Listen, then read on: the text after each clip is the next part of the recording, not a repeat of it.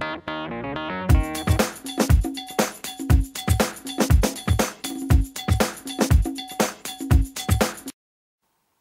fabijoniškiečiai, taip pat viešųjų ryšių rykliai ir įvaizdžių chameleonai. Su jumis kandidatas į Seimą Andrius Mulevičius.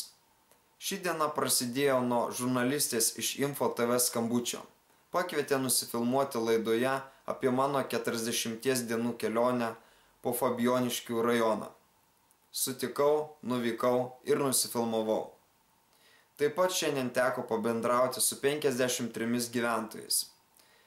Dauguma žmonių skundėsi sunkia finansinė situacija, korupcija sveikatos apsaugos srityje, tačiau labiausiai politikų ir paprastų žmonių atotrūkio.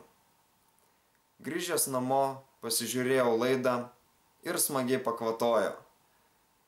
Įvaizdžių chameleonai ir viešųjų ryšių rykliai labai daug ir įdomiai porino apie mano rezultatus ir tolesnės galimybės. Gal kartais kas nors turit jų adresiuką?